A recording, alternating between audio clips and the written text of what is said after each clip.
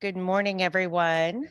It's 11:01, so I'm going to call the Tuesday, October 24th, 2023 committee meeting of the Legislative Regulation Review Committee to order. It's 11:01. Would my co-chair like to make any remarks before we begin? Sure. Just happy October, happy Halloween season, harvest season, and my best to all the members going forward. Awesome. Thank you so much. It is a gorgeous autumn day here in Hartford. Just wanted to give my ranking members the opportunity to chime in. I see Senator Maroney. Would you like to say anything?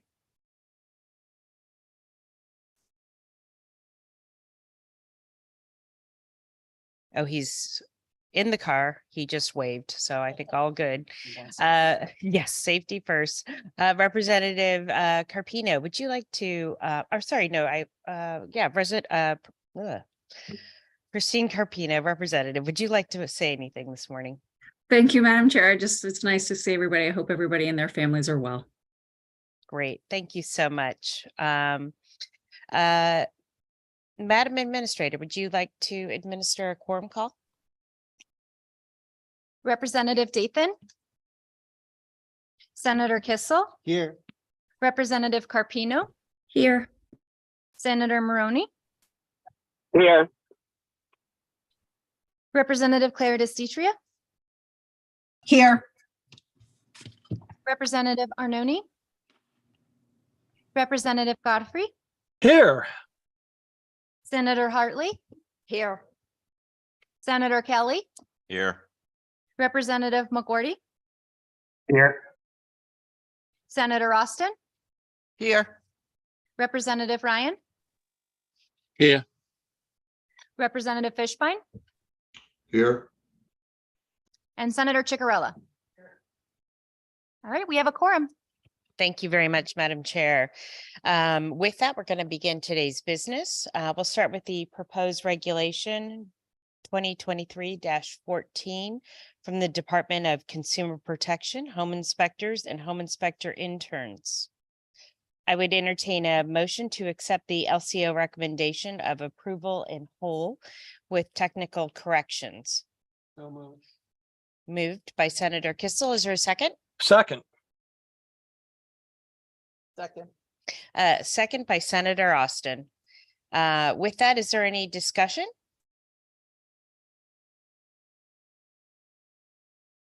Hearing none, Madam Administrator, will you please call the roll?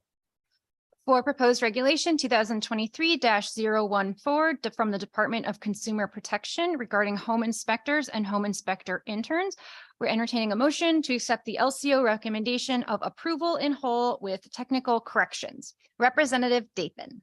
Representative Dathan votes yes. Senator Kissel. Representative Carpino. Yes. Senator Maroney. Yes. One more time. Senator Maroney votes yes. Thank you. Representative Arnone. Senator Ciccarella. Yes. Representative Fishbein. Representative Fishbein votes yes. Representative Godfrey. Representative Godfrey votes yes. Senator Hartley. Senator Hartley in the affirmative. Senator Kelly. Senator Kelly votes yes. Representative Claire DeStitria. Representative Claire DeStitria votes yes. Representative McGorty. Representative McGorty votes yes. Senator Austin. Senator Austin votes in the affirmative. And Representative Ryan. Representative Ryan votes yes. Thank you.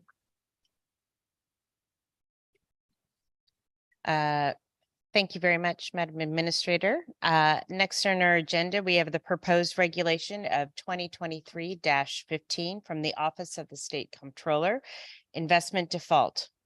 I would entertain a motion to accept the LCO recommendation of rejection without prejudice. So moved. Moved by Senator Kissel. Any seconds? Second. Second, Representative Godfrey. With that, is there any discussion today? We have Madam Chair. Okay, sorry. we have two questions here. Oh, that's the first one. We have Senator Austin. That's all right. Good morning, how are Senator. you? Would you like me to go first? I have a question. This says that, the purpose of this, regulation is to specify how the funds of a participant in the Connecticut Retirement Security Program will be invested in, and how is that going to be done? Thank you very much, Senator. I'm going to ask LCO to please explain that for the senator.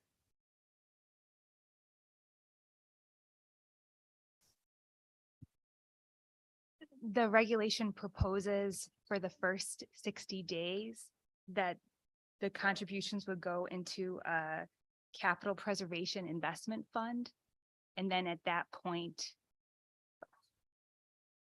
And then would it stay there? no, after the 60-day period, they would invest it in according to statute. So that's like a target fund based on their age, or one of the vehicles that they choose, that the member decides that the comptroller has given them a list of.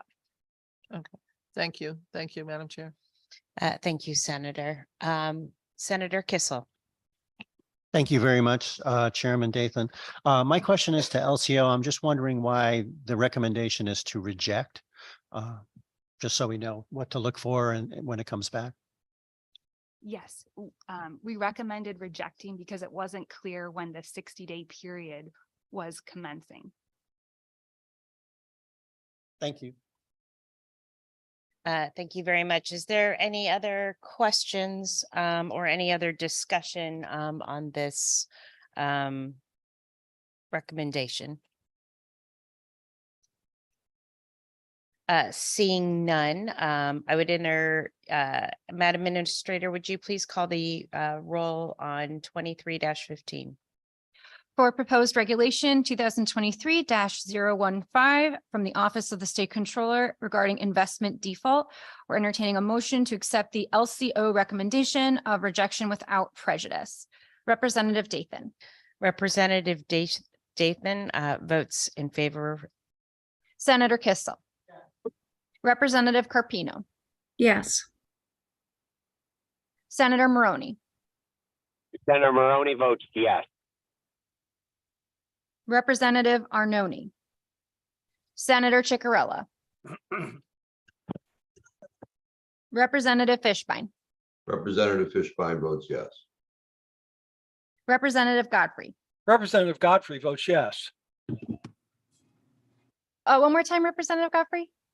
Sure. Representative Godfrey votes yes. Thank you. Mhm. Senator Hartley. Senator Hartley, yes. Senator Kelly. Yes. Representative Claire DeStitria. Representative Claire DeStitria votes yes. Representative McGordy. Representative McGordy, yes. Senator Austin.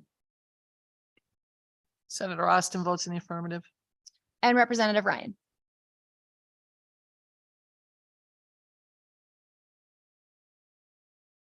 Representative Ryan?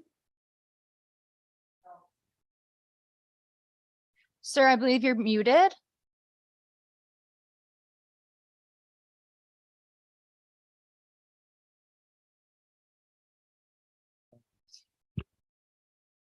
He might be having some connection issues. I see him. Yeah, Representative Ryan, are you there? Representative Ryan votes yes.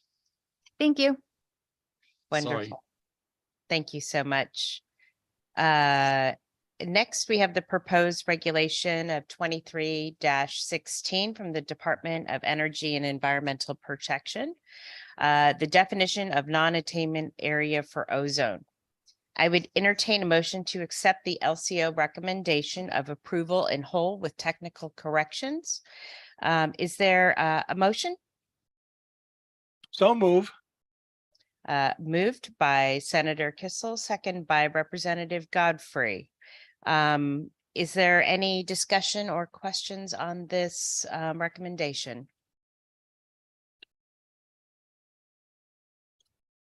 Seeing, oh, Excuse me, our minority leader of the Senate, Senator Kelly. Thank you very much. I have well, I have one question and may lead to a couple more. Can you point me to the place in the statute that gives the commissioner the authority to promulgate these regs? Thank you very much for your question. I'm going to defer to LCO for that question.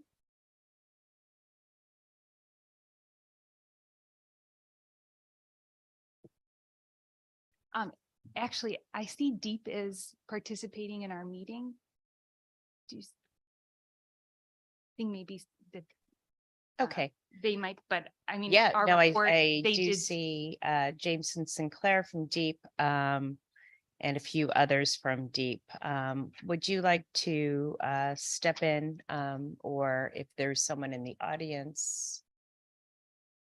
Good morning. My name is Jameson Sinclair. I'll start and then if Could I you, excuse me, Mr. Sinclair, you kind of were a bit fuzzy at the beginning. Could you please introduce yourself and say your organization so it is clear for the minority leader? Absolutely.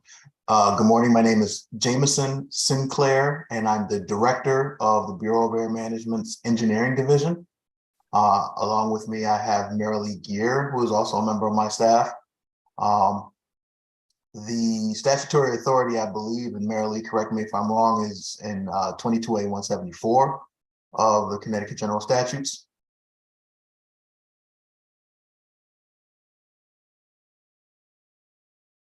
Thank you very much. Marilee, I don't know your last name, but would you like to add anything to that?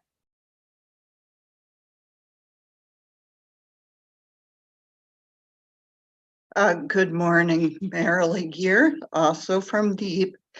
And no, Jameson's answer is fine. And my last name, I'm sorry about that. It is Gear, G-E-R-E. I see it now on the screen. Wonderful. Thank you, Marilee. Senator, does that answer your question? Not exactly. I understand it's section 22A-174, but specifically what section of that statute? Where is the grounding for the authority? Ms. Greer or Mr. St. Clair, could you please help the senator?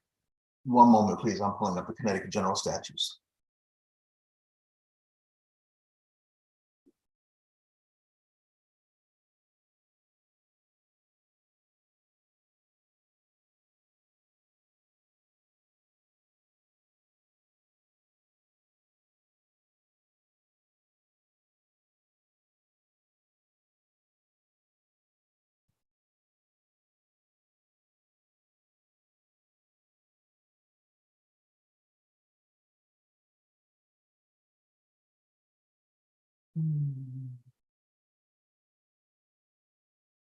It would be 22A-174 sub A.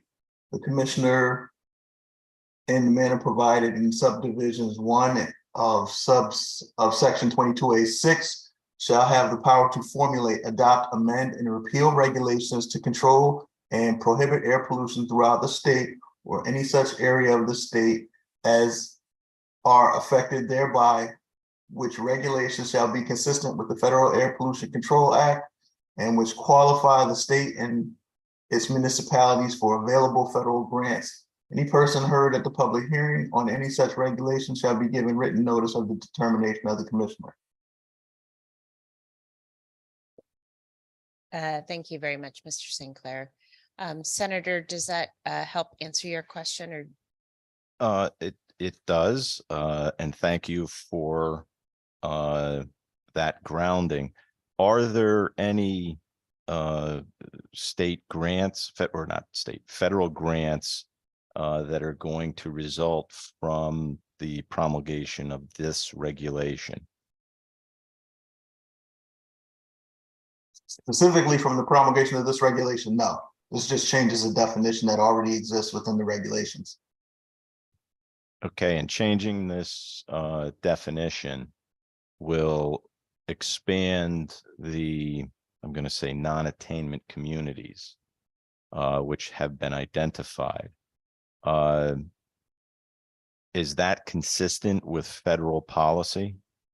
It is. In fact, it was dictated by federal policy. Okay. Federal regulation, actually, not policy, but federal regulation and the Clean Air Act. And if we don't do this, does that, I'm going to say, impact negatively the state's ability to receive available federal grants?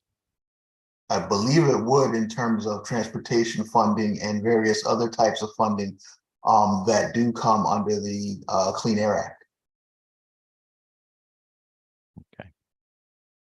I have no further questions. Thank you. All right, thank you, Senator.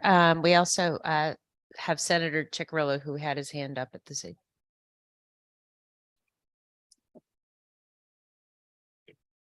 Senator. Thank you very much. More just a comment. I understand why the regulations are coming before us. And vast majority of the time in regs review, our process is sufficient.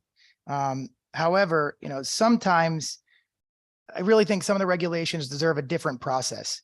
And this is one of those times. Right now, none of my district is affected by this. And after today, or once these regs get put into place, my whole district will be affected by this regulation. And, Deep even acknowledged this is going to affect businesses and possibly put them out of business. And, we don't know what businesses are going to be affected. That means all the businesses that are in my district have no idea that this is coming. They have employees.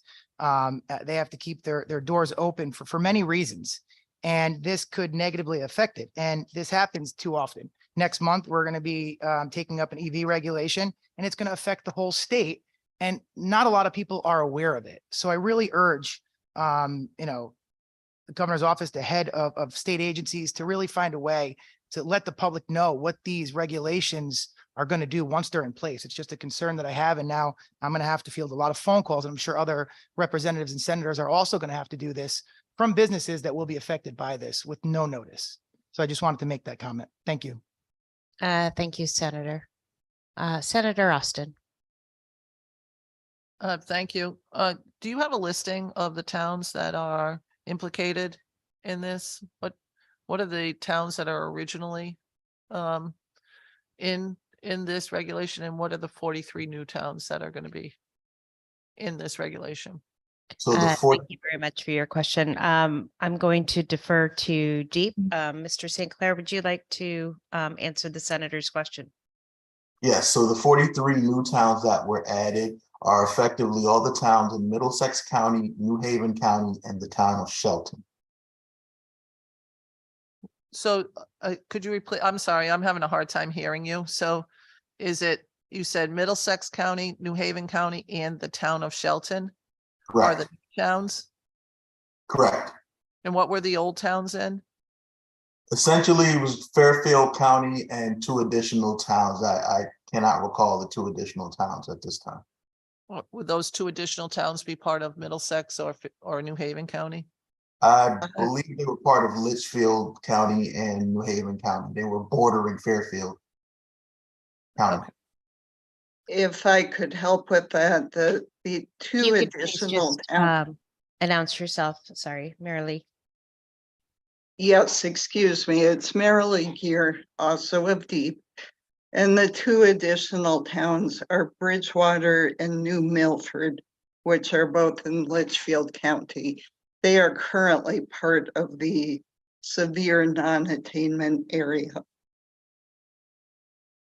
And thank you for that. And I have one other question. It says the department does not maintain a listing or inventory of all the sources with potential emissions between 25 and 50 tons of nitrogen oxide. Why is that? Why not have a listing so that we could know what we were talking about? So previously under law, it was not required for those sources to be inventoried. And a variety of those sources have options that allow them to operate without having department licenses as a streamlining procedure for the purposes of permitting new businesses and allowing them to operate. there are a variety of regs which allow you to operate, and provided you comply with that reg, you don't need to register or notify the department of your existence. We did this as a streamlining measure that was requested by businesses in 2002.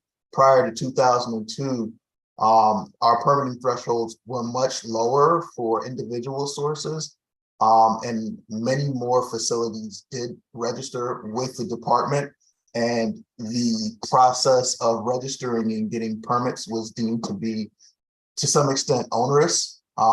And so we made changes. And just quickly with respect Wait to, a minute, I'm sorry, before you go on. yeah, You said it may be onerous and you may change it. What does that mean? no, I did not say it may be onerous. At the time prior to 2002, when more facilities had to register and permit with the facility, it was deemed by business to be onerous. And It's deemed by to who? I'm sorry, I business. just can't hear you. I'm sorry, it was deemed by business to be onerous. And so as Okay. a streamlining measure, we raised the threshold so that not as many people needed to register or get permits. And that is the reason why we don't have a more detailed listing of the facilities that may be subject. And this- However, Wait, however, before you go on, if I could just ask for clarification's sake, I apologize.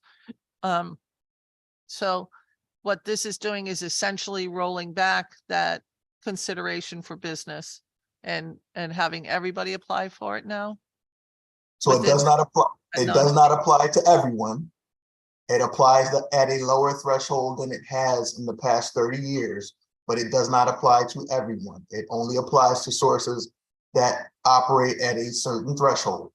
That threshold is lower than it has been, but does not include everyone. Is it significantly lower than it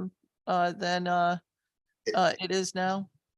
Correct. It is 1/2 of what it was. So was there any conversations that happened with the business community relative to this? Yes. So we have performed outreach. The regulation process has a notice and comment process associated with it. We have a state advisory panel that businesses participate in with the department called SIPRAC, the State Implementation Plan Advisory Committee, and we performed outreach through SIPRAC. We've met with CBIA and performed outreach on these forthcoming regs. In addition, we literally cold called over 110 sources that popped up in our old inventory to let them know that based on information, legacy information that we had, we believe you may be subject to this regulation.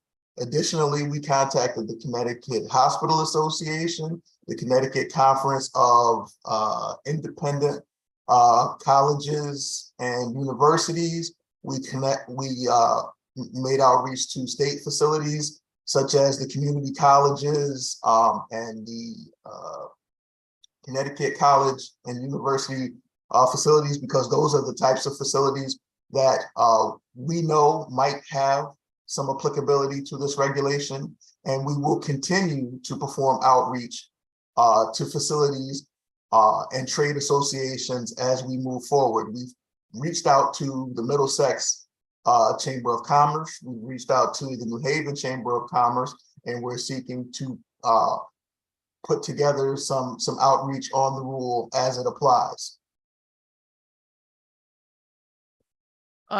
And you said you reached out to the community colleges and the state universities and the independent colleges, and because they would possibly be covered within the confines of this regulation. Is that what you were saying?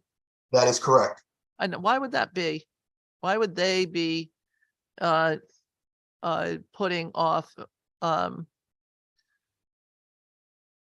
sources that you would consider necessary to control?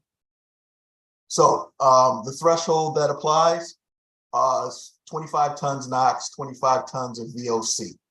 NOx is a pollutant that generally comes from fuel combustion sources like boilers and emergency engines. So to the extent that you have a campus that might have multiple boilers for either space heating purposes or a facility that has boilers for both space heating and possibly provide hot water for sterilization purposes and things of that nature. A facility like that would have the potential to emit 25 tons per year of NOx.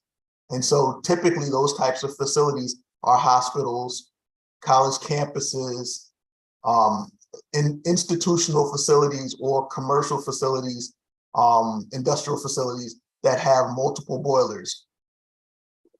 And so with this, because most, besides the independent colleges, most of those facilities, the state universities and the community colleges are owned by the state. What would be the answer for that? Would they need updated boilers? Would they need, what would be the answer for that? So we have a variety of programs that would allow you to take a limitation on your operations, especially if, so let me start with the definition of potential to emit. This rule is based on the definition of potential to emit, and that is the worst case operation of your piece of equipment, assuming that you turned it on at maximum capacity and left it on all day and night for an entire year. Now, very rarely is that the case. And so we have mechanisms, regulatory and permit mechanisms that would allow you to limit the operations of your piece of equipment to what you do in reality, and thereby reduce your potential to emit and allow you to avoid some of the regulatory requirements that would be triggered by this change in the definition. So, and I apologize, but so what this is purely a paperwork issue. So they're gonna have to hire staff to handle doing this, or file paperwork with you on this issue? Some facilities may be required to file paperwork. Whether or not they are required to increase their staffing, I don't really believe so. We maintain a permit assistance and frequently asked questions, an engineer of the day line, where we can assist with individuals who might be impacted and give them some guidance as to what needs to be done. There are consultants that operate in this space who can assist with the completion of necessary paperwork, if any. So there are a variety of mechanisms where facilities they definitely won't necessarily have to change equipment, but they just may have to change the way they operate the equipment or how long they operate the equipment at worst case. So it would depend on whether or not we had a cold winter. So if somebody is filling out the paperwork, I just want to go back to filling out the paperwork. And I hear from DEEP all the time that they don't have enough staff to do the work they're doing. And we have significantly decreased the amount of funding for our community colleges and state universities. So how are they supposed to be handling this paperwork? Because it's nice to say that you don't think that that's going to happen, but has anybody reached out to them and say, do you have the staff to implement this regulation? So I have had contacts with the facilities management for those facilities that popped up in our inventory as potentially being subject. The two facilities that immediately popped up were Naugatuck Valley Community College in Waterbury, and I believe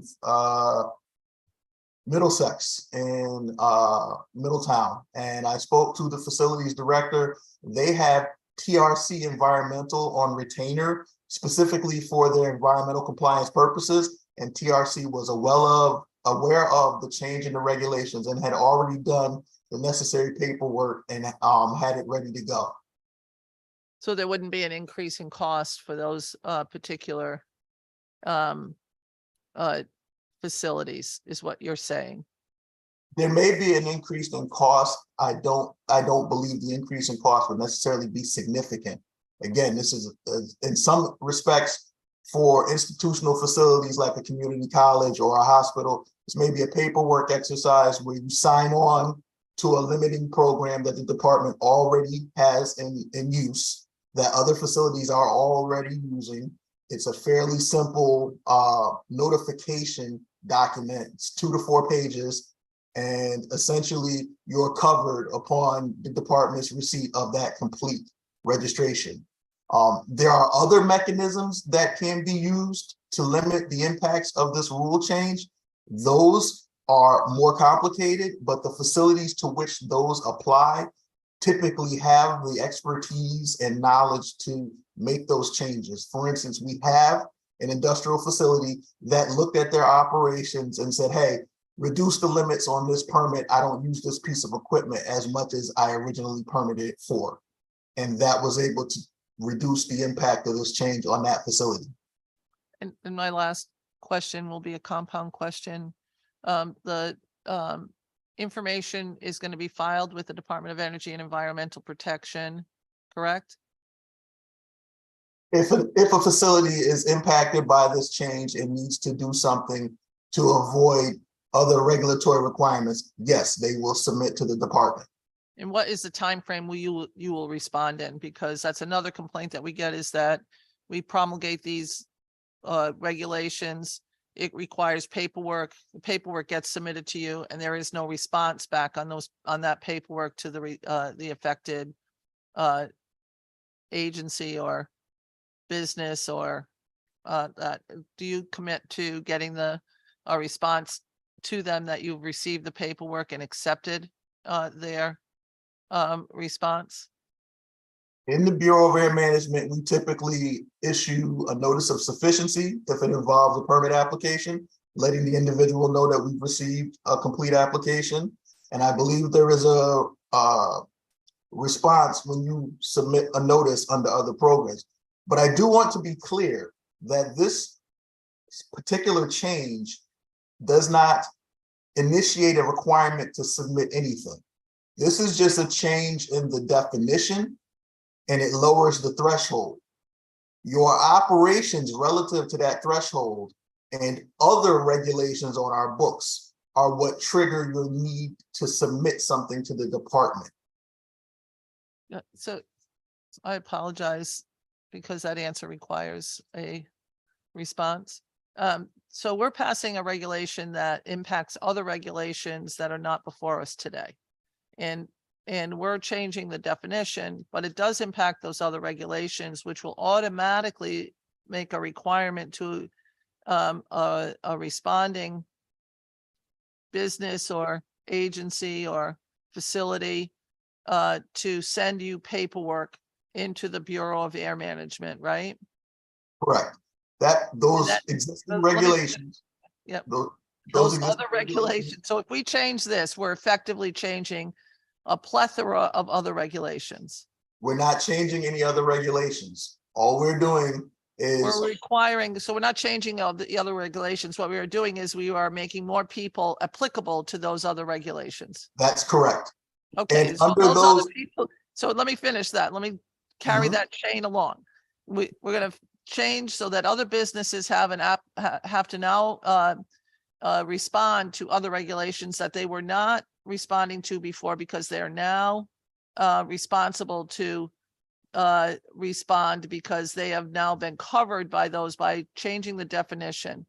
And when those people respond with whatever they have to respond in, a 2 or 4 page piece of paper, are you then the one, not you personally, but is your agency then the one that would be responsible to get back to the person so that, or the facility or the business, within a timely fashion?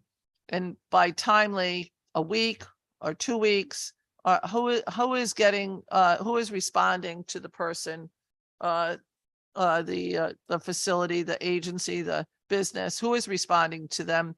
They've gotten it, they've accepted what they are doing, or they are not accepting it. Who is doing that? And what is the time frame that is happening in? It would be the Bureau of Air Management. The time frame would be relatively short, again, because it is a simple form for those who are using our permit by rule. That's what we call it. It's a regulation that requires a submission. The response time would be relatively short. I couldn't tell you exactly how quickly that is because The division that actually approves those is not my division, but it's my understanding that it's relatively quick. You are immediately covered once you do that. For an individual who needs to go through the permit process in order to limit their emissions, they come through my group. We issue them a notice of sufficiency within, I believe the goal is 14 days of receipt of the application to let them know that we have it, and we make best efforts to get all of those turned around. Our turnaround time is typically around 6 months. The rules that may be triggered by these individuals allows them up to a year to make whatever necessary changes to avoid those applicable requirements. So there is sufficient time. In the interim of that 6 month to a year timeframe, you respond, then does that does the business or the facility or the agency have a fine that is associated because they did not respond in a timely fashion to the changes in the regulations? So there is not a stipulated fine. In the interim, when you file, you can operate business as usual up to the end of that 1 year period. After that 1 year period, you may be subject to enforcement action. That enforcement action may have a fine, but it may not. It is not stipulated that there must be a fine, and the levy of a fine depends on the gravity of the non-compliance, the duration of the non-compliance, whether there is recalcitrance or other non-compliance associated with it. So the fine is not a definite in terms of the enforcement action that occurs. I think that you've made the situation far more complicated than the simple definition change. So I'm all set right now. Thank you.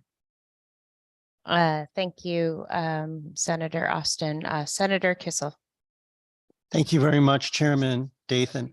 I was one of the ones that moved this, and I would say that I just think as a co-chair in particular, it's important to move everything to the table for discussions. And I understand that probably most folks will be voting in favor of the LCO recommendations, although obviously everyone's going to weigh the pros and cons. But I wanted it on the record that even though I moved it, I always reserve the right after hearing the discussion to make my own decision. I'm just going to lay it on the line right here. First of all, I think that we have too many regulations in Connecticut. I'd rather see less than more as a general proposition, but that's the business of this committee. And I want to commend Commissioner Dykes and her team.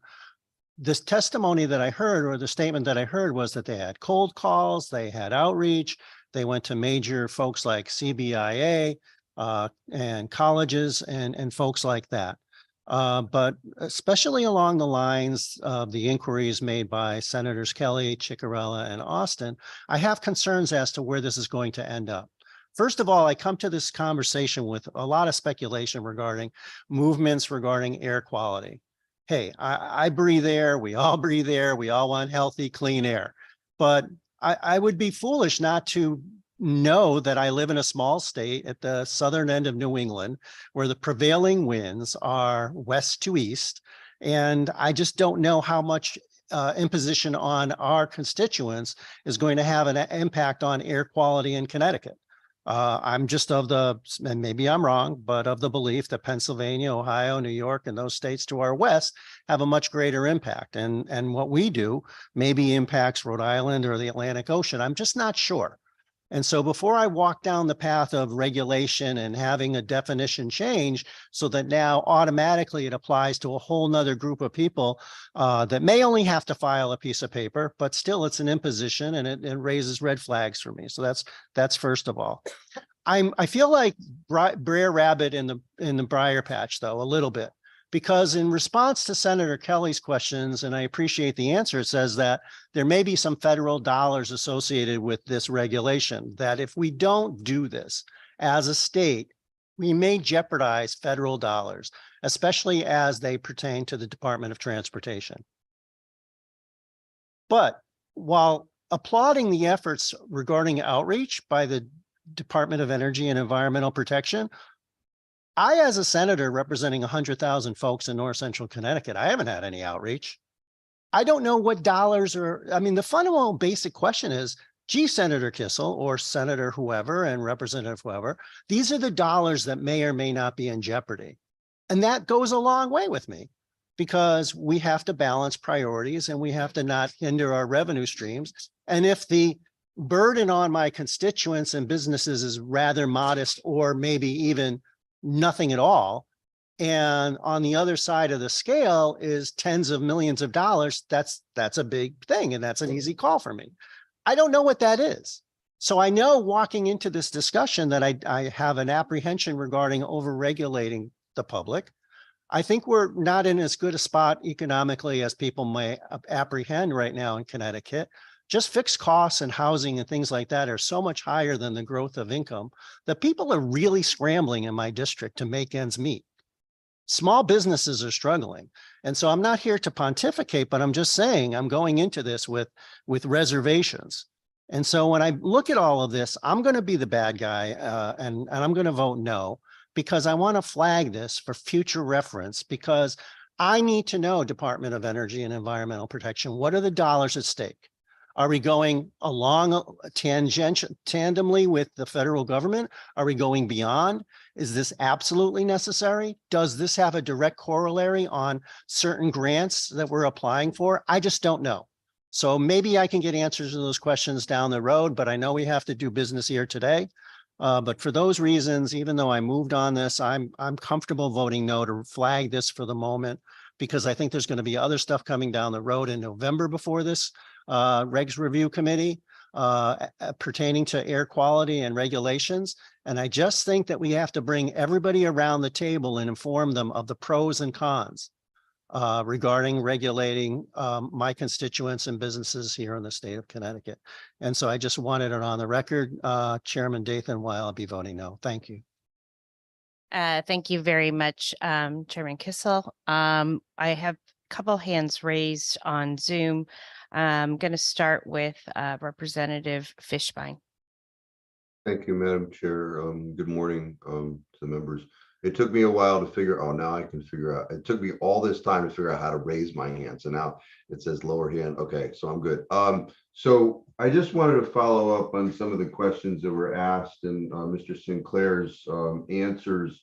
Sir, you mentioned that you, I don't know if it was you or the agency, reached out to some chambers of commerce, and you mentioned the New Haven Chamber of Commerce.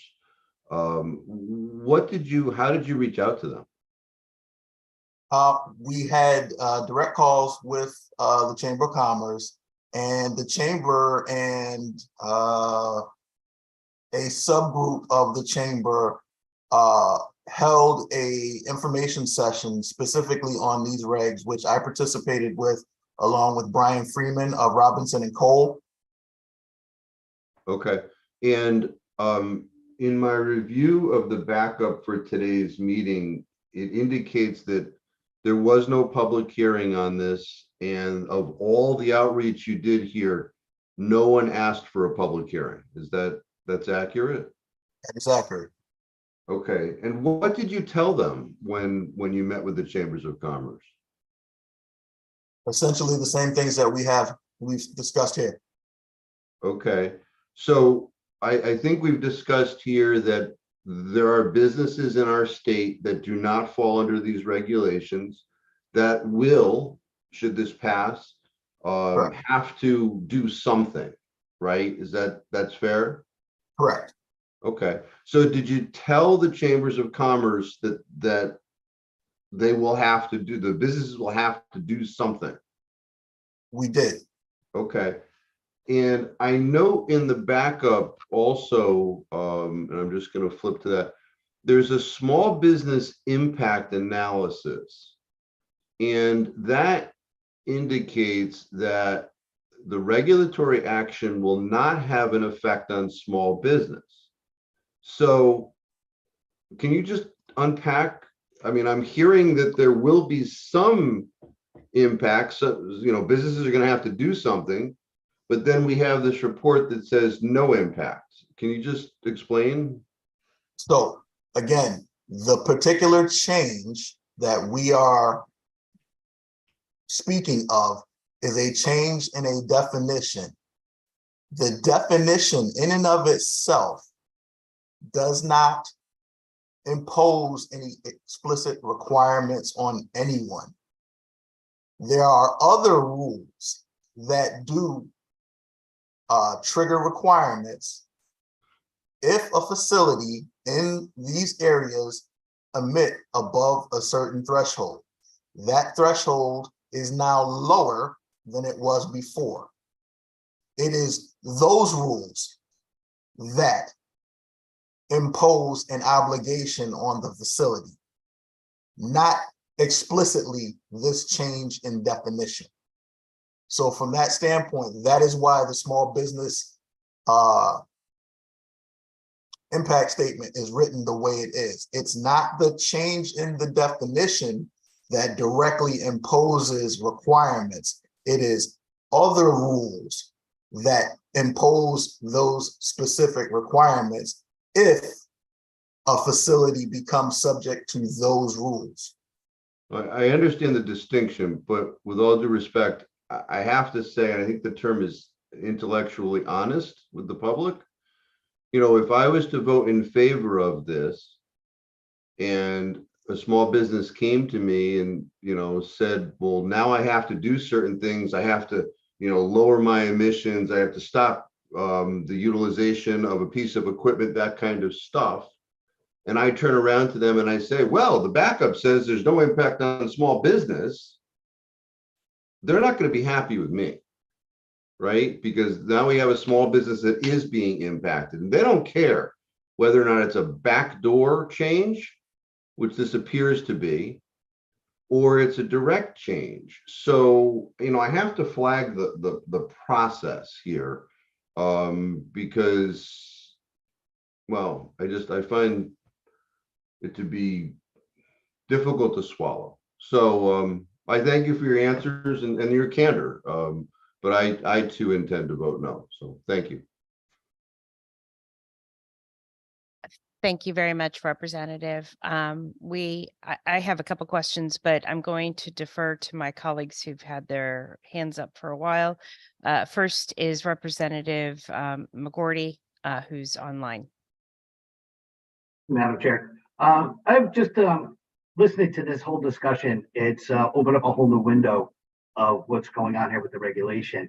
And I'm not sure, like we're targeting certain towns, and I have factories in my towns. We were, an industrial town, Shelton, and, the wind blows and the wind can go out to Long Island Sound. Towns south of me are not affected into this situation here. Mr. Sinclair, do you have a list of the companies that you've monitored and you have readings that they are exceeding the ozone? So ozone is not directly emitted by any facility. And so they don't emit ozone in an amount over a particular standard. The facilities emit NOx and VOCs.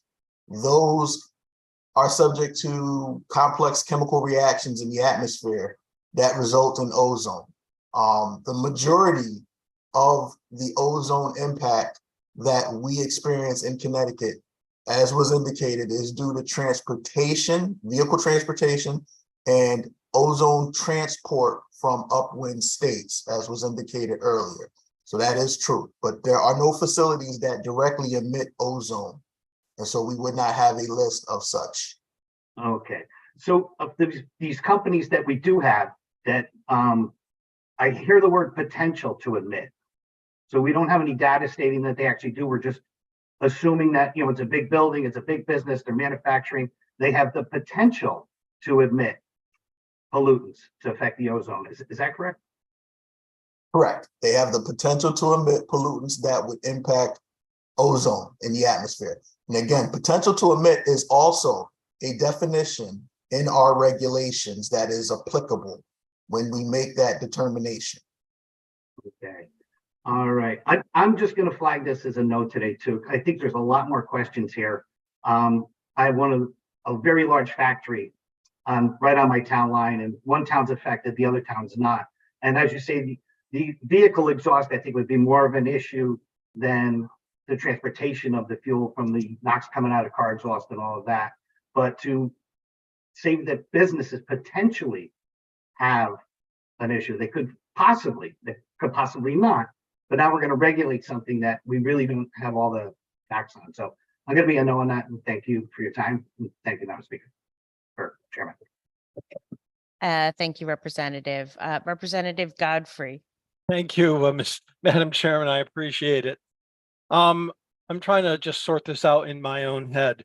Now, from what I understand, we're changing a definition that derives from the federal government that could put some funding, particularly transportation funding, in jeopardy. And Connecticut sending a lot more money to Washington than we get back. That always concerns me. I'd like to get some of our federal tax dollars back. In that this change actually applies to entities that have lots and lots of boilers that they're running full time all year long. And I can't think of I just can't wrap my head around what kind of small business has a lot of boilers that they're running year round. We heard from DEP that the contacts were with large institutions that are using boilers part-time for heat. We only heat during the winter, the cooler months. And certainly from, my part of the state, Fairfield County, which has been under these regulations for years. And I haven't heard of a single business going out of business because the regulations have applied here in Fairfield County. And extending it to other places, it kind of puzzles me what the problem is. So and frankly, this change will make polluters stop polluting as much. And we've been talking about cost to businesses and institutions like the state university system. I'd like to know, and this is a rhetorical question because I know there's nobody here who can answer it. What will the healthcare cost be of continuing to make our air dirty? I think that I think that our costs dealing with healthcare, which skyrocket, is part of what I use in weighing my decisions on regulations like this. So we have an existing regulation that we're extending to more areas of the state. Fairfield County, that I live in, has been under this from time out of mind. I don't know how long it's been around, but it's been around a while. We have to do our best to protect the health of the people who live in Connecticut. And I would continue to be in favor of adopting this resolution. Thank you, Madam Chairman. Thank you very much, Representative Godfrey. I'm going to echo what you said. And I did have a question for Deep. We have extended the number of towns as part of the subsection 106 of 22-A174-1. And two towns that I represent, Norwalk and New Canaan, both have been under these regulations, and I have not heard from any businesses in my area. I meet and speak regularly to the Chamber of Commerce in both of these towns, and I've not heard of any sort of onerous amounts that are as a result of this regulation. Just wanted to find out from Deep how long these current towns that are under this regulation have been part of this regulation. So the new towns will be added. No, I'm talking about the legacy towns. How long have you been under this regulation?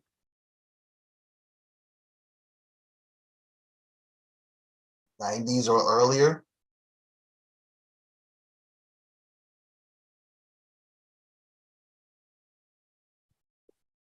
Sorry, Mr. Sinclair, I missed your comment. I was wondering, with the legacy towns that are part of the subdivision 106, including Norwalk and New Canaan, as well as some other towns in Fairfield County, how long have they been subjects to this existing regulation? I began my career with the department in 1996. They have been subject to that level of control since at least 1996. I believe it is earlier than that, but my recollection is at least 1996. So for 25 plus years, has the agency heard anything from any of these towns under these legacy towns that this proposal is onerous and expensive for their operations? Regarding this specific proposal, no, we haven't. Okay. And could you estimate about how many businesses in this area are admitting and could be subject to not following this regulation because of how they operate? Fairfield County does have a lot of industry businesses, a lot of small businesses in that part of the state. And I'm just wondering how many businesses might have issues with this regulation under these legacy towns. So for Fairfield County, the facilities that emit over these thresholds, so they're called Title V sources. We have a grand total of 60 Title V sources in the state at the moment.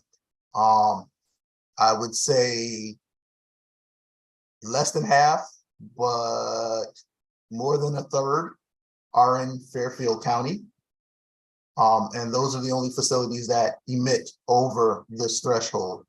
The others who have the potential to emit over this threshold, but that do not actually emit over this threshold, have availed themselves of the various mechanisms that we have to limit their potential to emit and not be subject to the more onerous parts of our regulations that are triggered if you emit over the thresholds.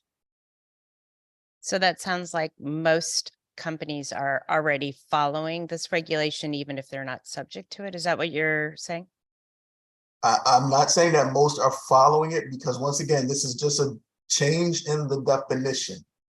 So no one's following it until we actually implement it. But the rules that this definition touches are familiar with to a great many sources. And specifically in Fairfield County, those who emit above the threshold are Title V sources and have Title V permits and are familiar with that and have been for a very long time. And those that have the potential to emit above those thresholds, but don't actually emit above those thresholds, have availed themselves of department mechanisms that have existed in one form or another for a very long time in order to help them avoid those onerous requirements that are triggered when your potential is above the threshold.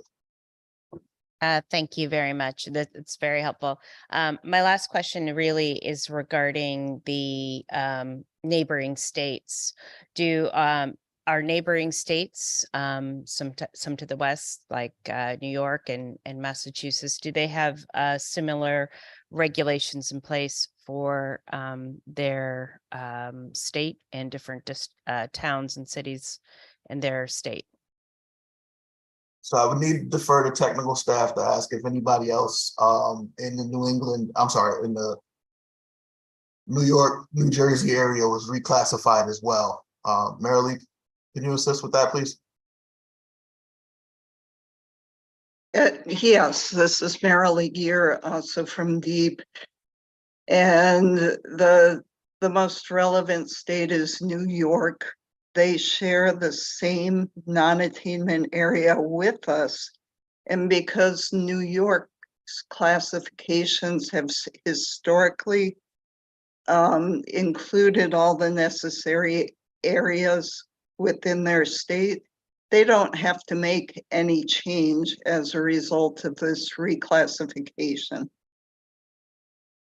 So it's only an oddity of the way our non-attainment areas were first set out that we have to increase the size of the severe non-attainment area as a result of the reclassification by the EPA.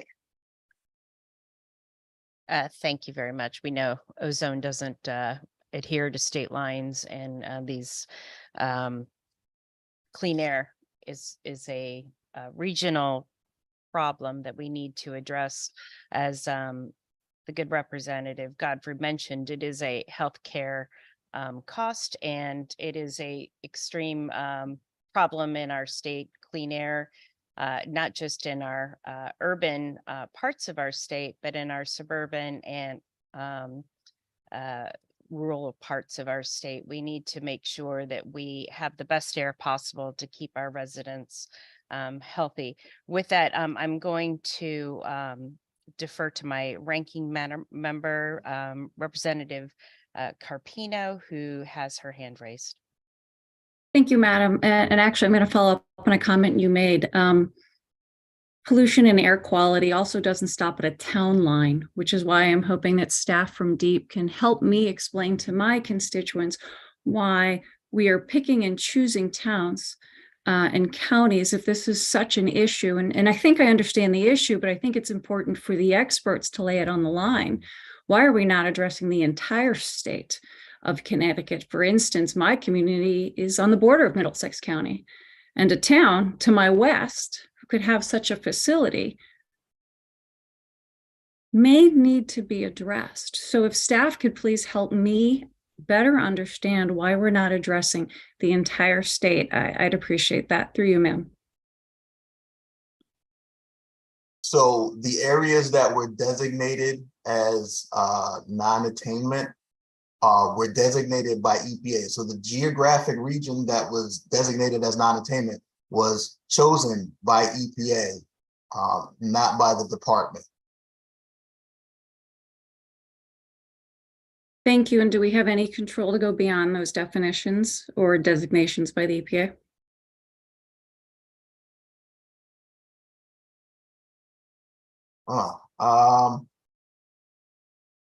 Look to Marilee for assistance with that, please.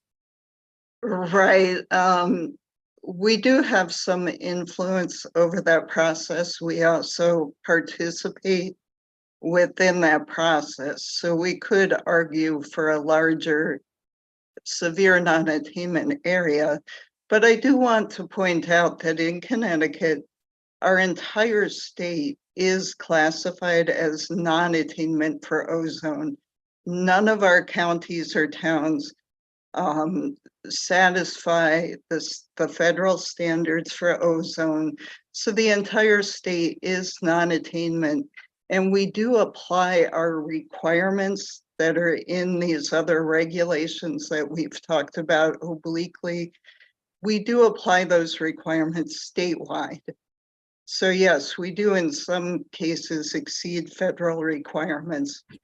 But with regard to this definition, this change results strictly from EPA's reclassification of our non-attainment area. And I thank you for that, but it gives me even more pause with the reg before us if we're truly talking about the air quality in a small state and picking and choosing communities. It's unfair to those residents who might work, live somewhere else. So I appreciate your explanation, but the ability to add communities and subtract communities gives me real pause. Thank you, ma'am.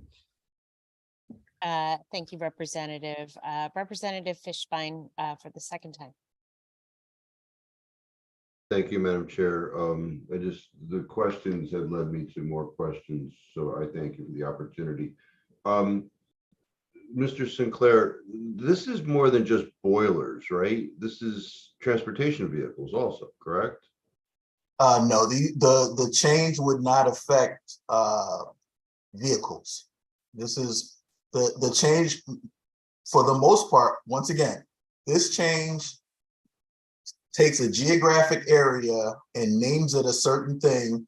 And in that geographic area, other regulations are triggered at a lower threshold. Those other regulations pertain to stationary sources, not vehicles. Okay, so an example I have a large, it's a food place here in town that has about 100 refrigeration vehicles that are stationary overnight, and they run them all night so they can keep the food cool. Those would not be impacted. That business would not be impacted by this, even though those are stationary, emitting ozone bad stuff. So that business may be affected by this change, but the effects wouldn't be due to the trucks. It would be due to other operations that are stationary, like boilers, heating equipment, emergency engines, or engines used to generate electricity for the facility, things used to heat water, or things that use VOCs like coating operations or degreasing or things of that nature. But it would not be the vehicles in the parking lot. Okay. There is another rule that applies to that. It is our idling rules, and there may be an exemption for that specific purpose. I'm not as familiar with the idling rules as I once was, but those emissions would not count towards this facility's potential to emit. And I have another example. I thank you for that. I have another example. I have a very large greenhouse facility here in town that they have to keep it heated. I think 85 degrees is their natural. And during the winter time, instead of burning fossil fuels, they actually burn wood chips. And a lot of the wood chips actually come from the state. Now that's a stationary heating source that's emitting some sort of, burning material. Would they be negatively impacted by this? They could potentially be impacted by this regulation, yes. Okay. So then I must ask, why do we need to pass a regulation here as opposed to regular legislation? Did the feds dictate? So we have legislation, and I pointed to that earlier, that gives us the ability to draft regulations to affect these changes. So that authority has already been given to the commissioner to draft these regulations to deal with the air pollution in the state. Okay, yeah, I guess because the regulation change is somewhat minor, but the impact is what we're calling into question here. So yeah, okay, I understand the distinction. And then what notification was given to municipalities, the particular municipalities, that this may impact all of its businesses? So again, I'm not certain that all 43 towns, the municipalities in and of themselves, were notified. There's a variety of notices that go out as part of the regulation promulgation process. That includes the notifications through E-Reg, that includes posting on the department's public notice site. And for individuals who receive the e-alerts from our public notice site, they would have received the notification potentially of these new regs, but there was not a specific effort to speak directly to individual towns about the forthcoming regulation at this point in time. Okay, I appreciate that, because I'm not only a state representative, I'm also on my town council, and I know locally, we were not told anything about this. So we did reach out specifically to a number of school boards within these 43 towns, recognizing that some of their equipment sat in our legacy system and indicated that they might be impacted. So we did call a number of school boards. Okay, well, thank you for your answers. Thank you, Madam Chair. Thank you very much, Representative. I don't see any other hands raised at the moment, but I will defer to my co-chair here for a comment. Thank you, Chairman Dathan. At this time, I'd like to move for a brief recess so that we can discuss this matter amongst ourselves if members so desire. Thank you very much. We will take a 5-minute recess. Madam Chair, are we going to be discussing public business outside of the Freedom of Information Act? Oh, I mean, if it's not allowed. Especially for those of us who aren't in the LCO, room. could you please comment on this, please? Are you caucusing? That you can caucus. The Republican members would like a caucus, and the Democratic members could have a brief caucus as well for 5 minutes. And how are we going to set that up? For those of us who are in the room. I just want to know if it's allowed. Are we allowed to do this? Yes, we are allowed to do this. So we will have. Yeah, I understand that. I'm asking, how is it going to work? Well, I just was going to ask our administrator if she could set up 2 separate Zooms. And separate from this one. Yes, separate to this Okay. one. So members who are not in the room, we have a few here. We have a number online. Maybe we'll make it a 10-minute recess while our administrator organize the logistics for a Democratic caucus and a Republican caucus. And we will have 2 separate Zooms for that. And I will ask that the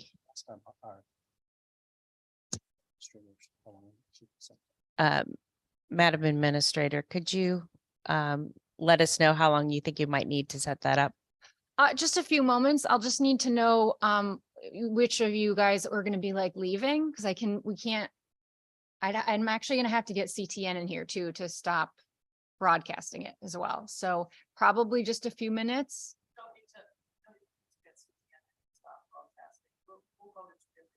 Oh, okay, perfect. Oh, okay, gotcha, sure. And just so we understand, my computer Is there setup a- only allows me to be in could- one Zoom Could at a a time. Republican member offer their office that we could go to for Senator Kelly's office? Will be the Republican caucus, and the Democratic caucus can meet. Okay. Why don't we, the Democratic members go to 1D, and the Republican members want to do 1A? Like Senator. All right, Senator Kelly. Senator Kelly's going to go to his Capitol office. Oh, LOB office. Thank you very much. For the Republican members, will go to Senator Kelly's LOB office. And if you can, Madam Administrator, send out a Zoom for that meeting, and the Democratic members will be in 1D. And if you can send out a Zoom link to the Democratic members, and the members that are here in person can go to 1D. With that, we are in recess. I will say 10 minutes. If that changes, I will reach out to Madam Administrator. Thank you very much.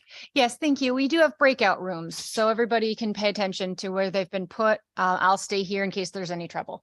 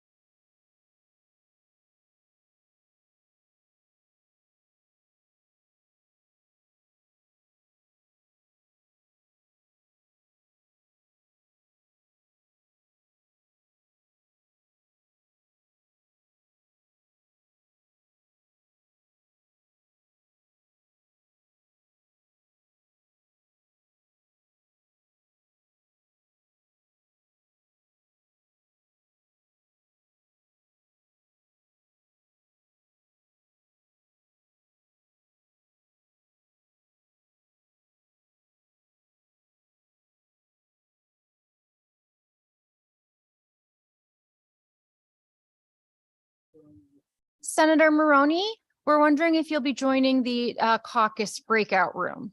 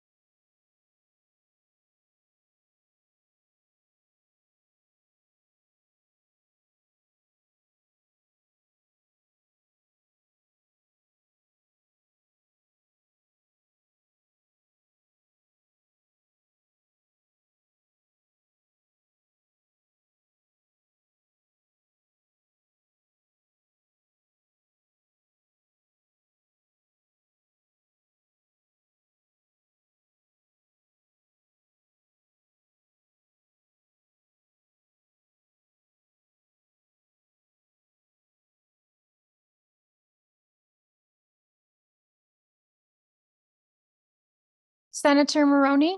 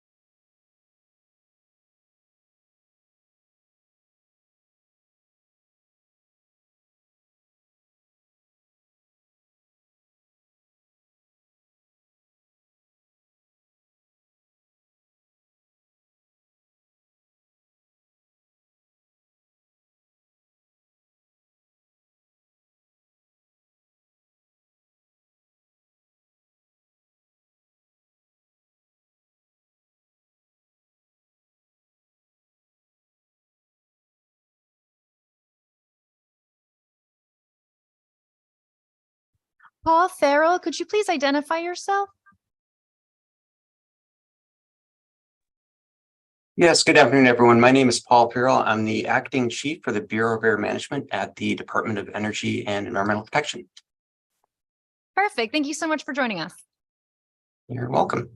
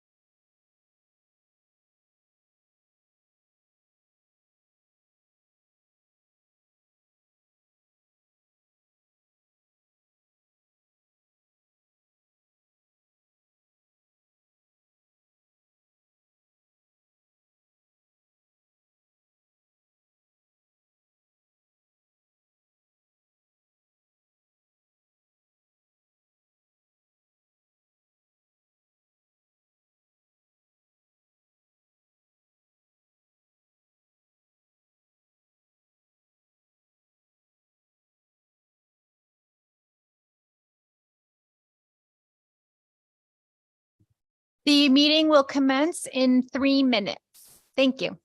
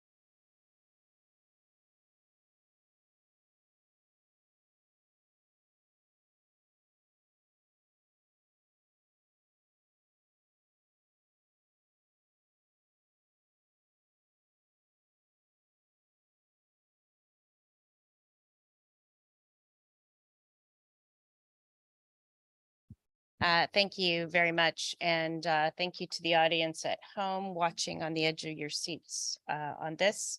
We are going to reconvene the meeting.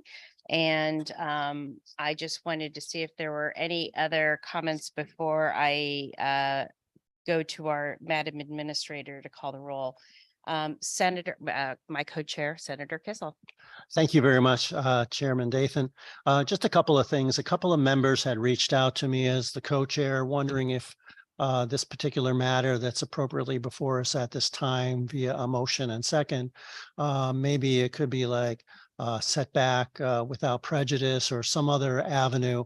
But it's my understanding that the votes aren't there, A, and B, that if we did some sort of procedural action rather than outright rejection, maybe setting it, tabling it for a meeting, it would not necessarily come back in November. And I think it's appropriate to keep it on track one way or another, no matter how folks feel about it. So that's the first matter of business I just wanted on the record. Second, and probably much more importantly, Chairman Dathan and I had conferred during the recess, and this is a message to our colleagues and friends over at the Department of Energy and Environmental Protection. It's our understanding that at the November meeting, there will be some complicated air quality proposals before this committee. And we strongly together in bipartisan fashion as co-chairs of this committee are urging members of DEEP to be in the meeting room at 11 o'clock on that Tuesday in person, because I do believe that the members are very interested in these proposed regulations and that they will have deep and interesting and complicated questions. And it will behoove all of us if we have members of the appropriate agency and department here in the legislative office building at that time. Thank you, Madam Chair. Thank you, my co-chair. And with that, I'm going to ask Madam Administrator to please call the roll. For proposed regulation 2023-016 from the Department of Energy and Environmental Protection regarding definition of non-attainment areas for ozone. We're accepting the LCO recommendation of approval in whole with technical corrections. Representative Dathan. Representative Dathan votes yes. Senator Kissel. No. Representative Carpino. Yes. Senator Maroney. Yes. One more time, Senator. Senator Maroney votes yes. Thank you. Representative Arnone. Representative Arnone votes yes. Senator Ciccarella. Representative Fishbein. Representative Fishbein votes no. Representative Godfrey. Representative Godfrey votes yes. Senator Hartley. Senator Hartley in the affirmative. Senator Kelly. Yes. Representative Claire Destetria. Yes. One more time, Representative. Yes. Thank you. Representative McGordy. Representative McGordy, no. Senator Austin Senator Austin votes in the affirmative. and Representative Ryan.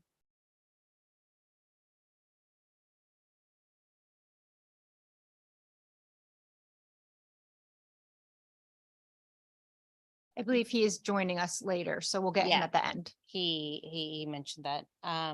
My good co-chair has one more comment. I'm going to let him jump in. Thank you, Madam Chair. I saw that Representative Arnone, who happens to be my state representative, has now joined us.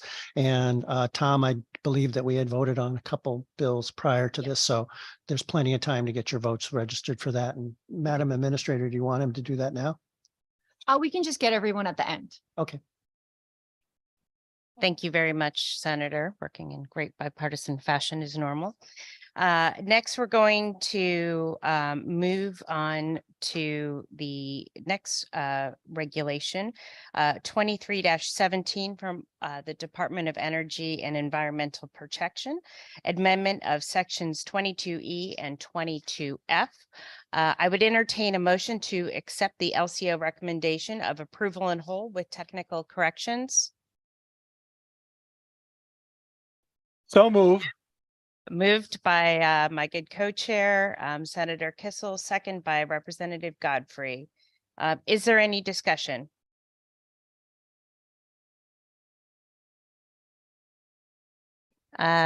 Senator Kissel. Thank you very much, Chairman Dathan.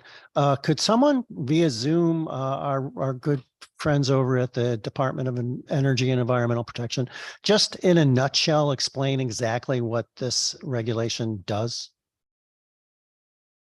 So these amendments to an existing regulation take into account the definition change that we just discussed.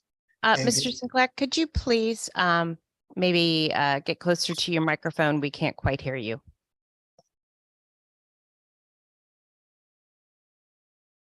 How about now? A little better. Okay. This regulation simply gives facilities that become subject to the regulation more time to comply based on the definition that we just discussed. So if the definition that we just discussed changes and you become subject to these specific rules, 22E and 22F, you are given additional time to come into compliance with these regulations. I just want to say thank you very much. That was part of the discussion of the previous regulation. And I think in your explanation of some of the, to answer some of the questions, you said that entities that now either currently work with DEEP or in the future may be brought in under that umbrella would have additional time. That's what this does. So I think this is a business-friendly regulation and I'll be supporting it. Thank you. Thank you very much to my good co-chair. Any other points for discussion before we take the roll?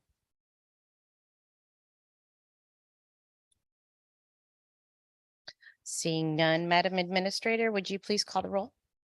For proposed regulation 2023-017 from the Department of Energy and Environmental Protection regarding the amendment of sections 22E and 22F, we're entertaining a motion to accept the LCO recommendation of approval in whole with technical corrections. Representative Dathan.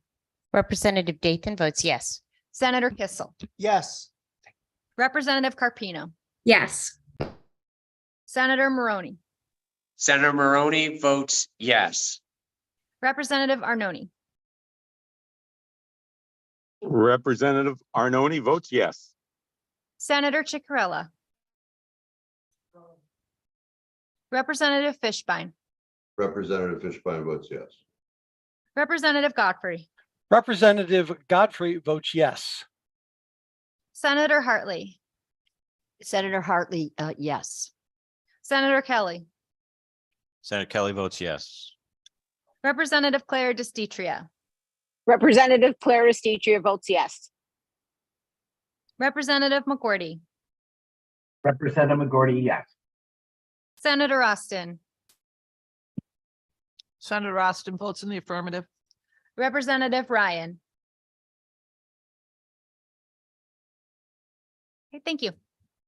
Thank you, Madam Administrator, and we will be holding the votes open so that the administrator can take additional votes for members who are tied up for the minute.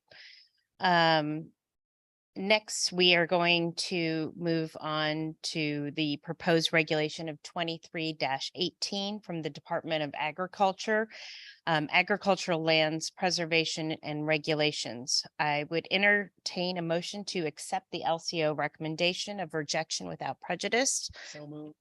Second. So moved by our good co-chair and second by Representative Godfrey. Is there any discussion? Thank you very much, Chairman Dathan. As the motion and second indicate, we're recommending that this is rejected without prejudice. LCO has reached out to me and wanted it very clear to the Department of Agriculture, which has got a very few employees, to reach out to our LCO staff. They are more than willing to work with the department to fix the things that they found fault with, so that we can get this across the finish line in the not too distant future.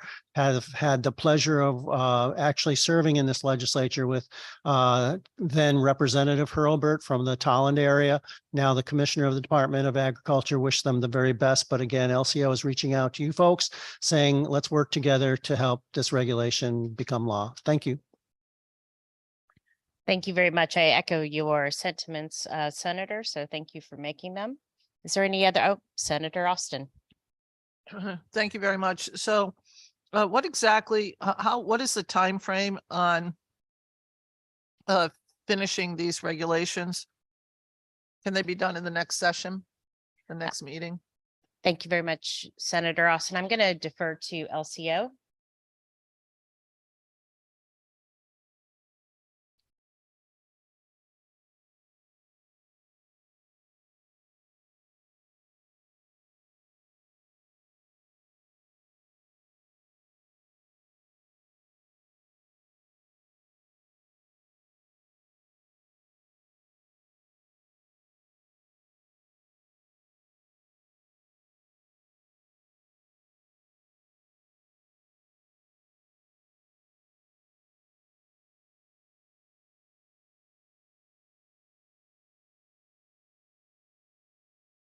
Our liaison from DOAG has her hand up. Would you like her to? Yeah, apologies. I was looking towards LCO, but Ms. Ralston, or Dr. Ralston, I should say.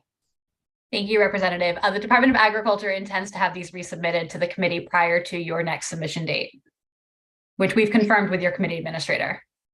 If you can please just identify yourself. I'm sorry. Hi, everybody. My name is Dr. Kaylee Royston. I'm the Director of Legislation and Communications here at the Connecticut Department of Agriculture. Wonderful. Thank you very, very much. Wait. Whoa. We have Senator Austin with another question. Senator Austin. Well, I don't really know what they mean by the next submission date. So we're meeting again in November. Would that happen in November or would it be in December? In communications with your committee administrator, they've confirmed that in order to be considered for your November meeting, we would have to submit it prior to November 6th. We intend to have that resubmitted prior to that date. We're actively working on the revisions and we'll reach out to LCO as indicated by Senator Kissel. Thank you. Thank you very much. Great. Thank you, Senator. Any other questions? Seeing none, Madam Administrator, would you please call the roll? For proposed regulation 2023-018 from the Department of Agriculture regarding agricultural lands preservation regulations, we are entertaining a motion to accept the LCO recommendation of rejection without prejudice. Representative Dathan. Representative Dathan votes yes. Senator Kissel. Yes. Representative Carpino. Yes. Senator Maroney. Senator Maroney votes yes. One more time, Senator. Senator Maroney votes yes. Thank you. Representative Arnone. Representative Arnone votes yes. Senator Ciccarella. Senator Ciccarella votes yes. Representative Fishbein. Representative Fishbein votes yes. Representative Godfrey. And Representative Godfrey votes yes. Senator Hartley. Senator Hartley, yes. Senator Kelly. Senator Kelly votes yes. Representative Claire DeStitria. Claire DeStitria votes yes. Representative McGordy. Representative McGordy, yes. Senator Austin. Senator Austin votes in the affirmative. Representative Ryan. Thank you. Great. Thank you so much. Finally, we have our final regulation of the day, 23-19, also from the Department of Agricultural Municipal Dog Pound Regulations. I would entertain a motion to accept the LCO recommendation of rejection without prejudice. So moved. Second. By Moved by my co-chair, Senator Kissel, second by Representative Godfrey. Is that right? Yep. Great. Thank you so much. Is there any discussion on this? I know we're all major dog lovers here and we want to make sure that we do the best for our furry friends. I hope that we're also making sure that we're helping the municipalities pay for these significant upgrades, which is going to be about $2 or $3 million per center. So I'll look forward to that bill from you, Representative, to make sure that towns are repaid for their expenses. Thank you very much, Senator Austin. Is there any other discussion? Representative Fishbein? Yes, Madam Chair, I wasn't aware why LCO is recommending to reject. If somebody could inform me as to that. I'm going to defer to LCO. Could you please respond to the representative's question? Yes, Representative Fishbein. There were a number of things that we thought were substantive concerns. We saw some inconsistency in how terminology was used with dog pounds that made it unclear how certain provisions applied or which types of dog pounds that they applied to. So we thought that that should be clarified. There were a few terms, like the term disinfectant was used, saying that they must be approved, but did not indicate who would be required to do the approval of the different kinds of chemicals that we used. And a few more similar provisions where there needed some clarification added to the regulation. Well, I thank you for that, because I was reviewing the proposed language and some of those questions came to mind, especially the disinfectants. I was looking for clarification, so I thank you for that. But this is an important situation. I know in my municipality, we had some significant issues with our dog pound / animal control facilities. So when do we anticipate this thing being cleaned up and perhaps coming back to us through you, Madam Chair? I'm going to defer to Dr. Rolston from DOAG. Could you please let the representative know the timing? Thank you. Again, my name is Kaylee Royston. I am the Director of Legislation and Communications at the Department of Agriculture. Representative Fishbein, as with our previous regulations, we intend to have this resubmitted in time for your November meeting. Great. Thank you. Thank you. Thank you, Madam Chair, for the opportunity. Thank you very much. Is there any other questions or comments by members of the committee? All right, seeing none, Madam Administrator, can you please call the roll?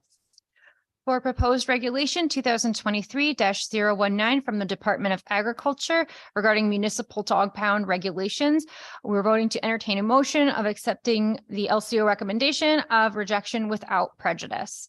Representative Dathan. Representative Dathan votes yes.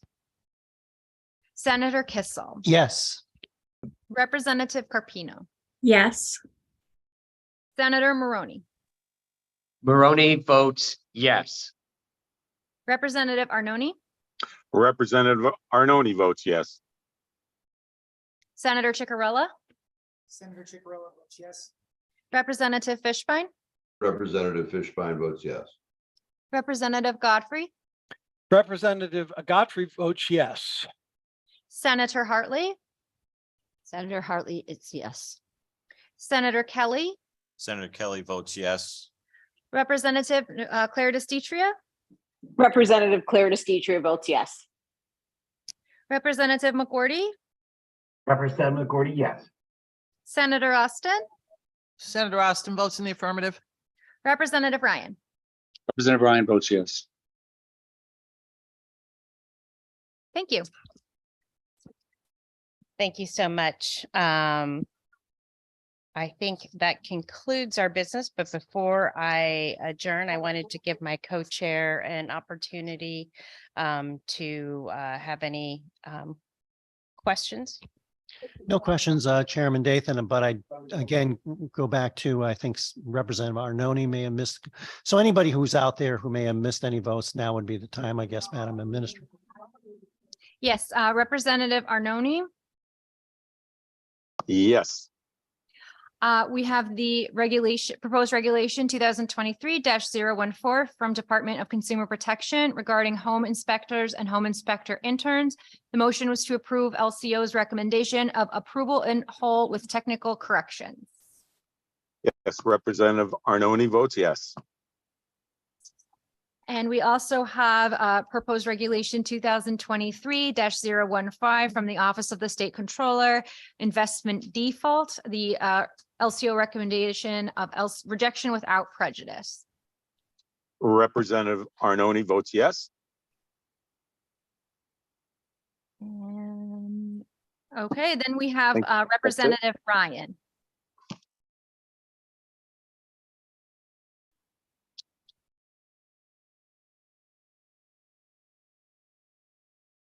Representative Ryan?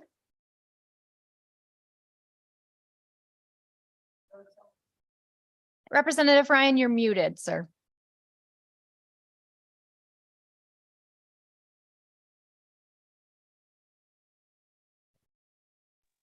Can you hear me now? Yes.